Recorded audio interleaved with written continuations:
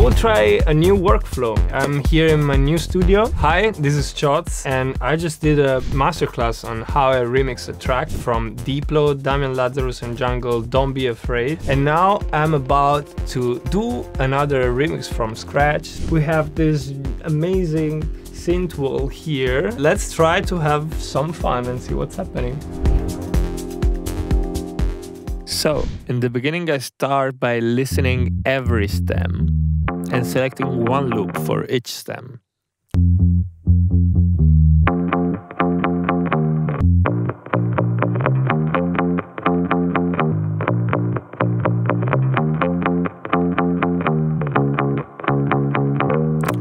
I try to have something groovy going on. And after having selected what I like, starting jamming on top. That's my plan.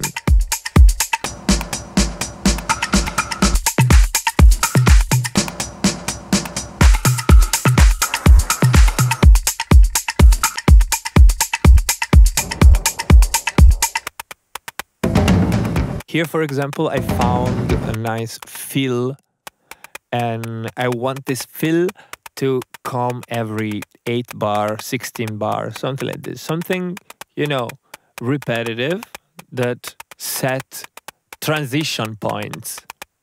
So every 8 bar, I have this fill. After the fill, I can have a transition, introducing another element or something like this. Hectal is basically atmosphere. I'm trying pitching sounds 1 octave lower, 1 octave higher to check if there's something interesting coming.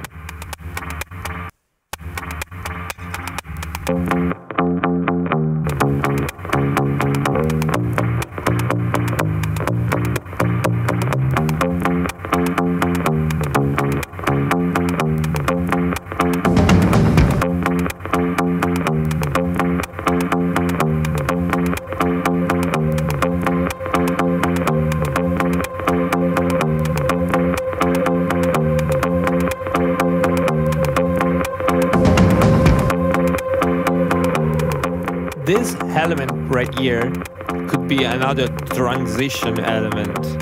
Could come every 16 bar in this case and helps me with the arrangement.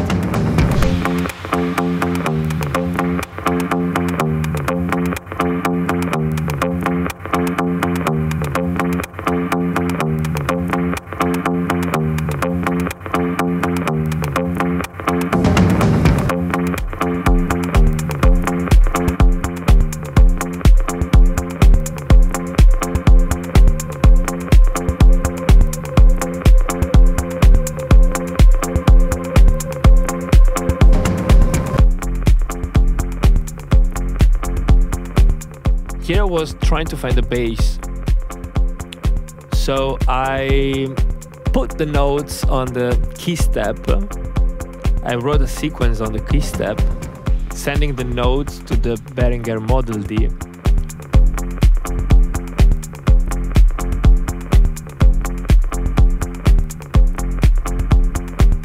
Now I want to have a drum loop that acts as a top loop. Specifically as a top kick. So I'm gonna cut all the low elements. I preserve the transients, only the fourth, shorten them up, and having something that just goes together with the kick.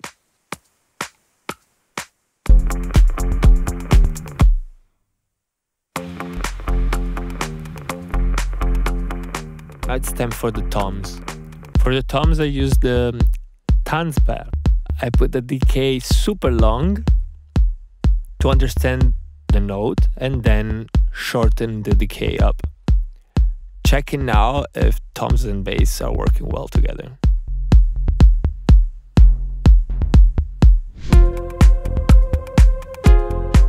Now it's time for the synth. I'm using the Novation peak. I'm trying to find something very simple.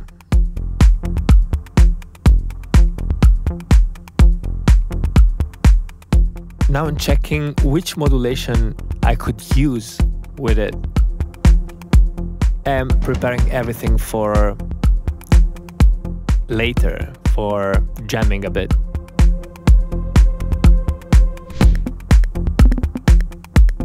I realized that if I only use just a small portion of the vocal, then I have more space for all the other instruments to shine.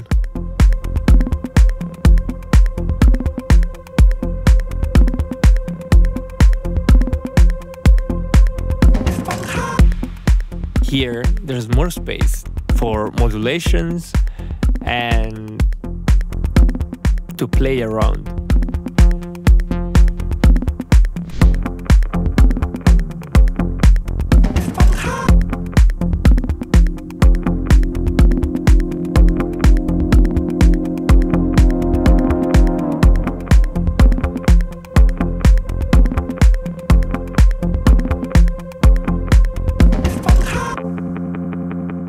By stretching the bass note, you get this very funky effect.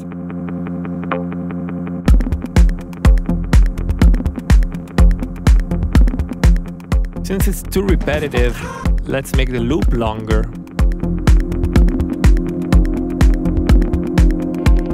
And pitching it up 1 octave.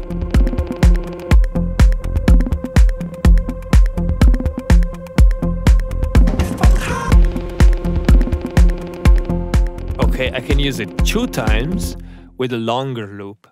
So let's try to make this effect as funky as possible. So I wanted to go left and right, so auto pan, and then I use an LFO to randomize the rate parameter.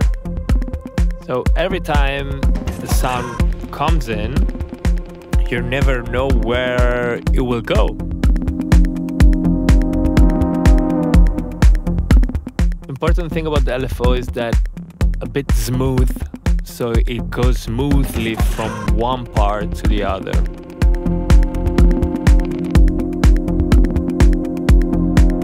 After a while, I recorded all the drums that I needed. A little bit of mixing, a little bit of order.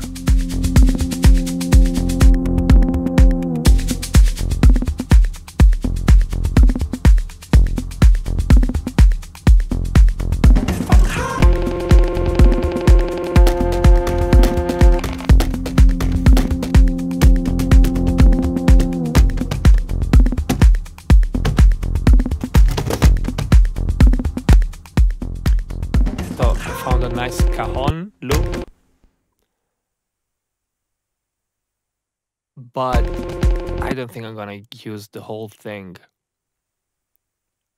I will use only the hook at the end of the loop.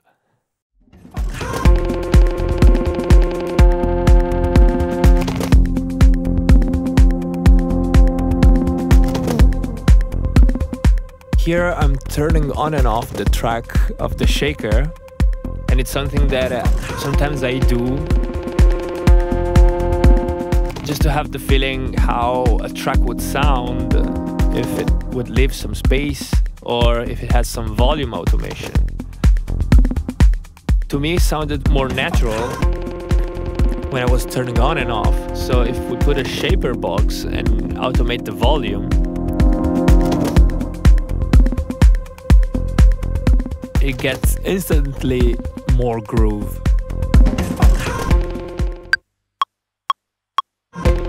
The important thing for me here is the expression. So every single sound you record has to have its soul. Doesn't have to sound static, you know? Has to mean something. And in the end, you want to have a lot of palette of sound to work with. So while you're arranging, everything gets easier. So once I recorded the bass, the peak, the rocket, all the drums, I found my sound effects. I think then I would be ready to start arranging.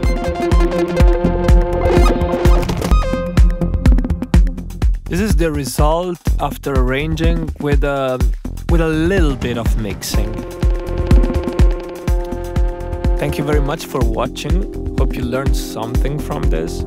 And if you want to check the whole process, you can find it in the masterclass. Hope you liked it. Have fun, and I wish you a wonderful day.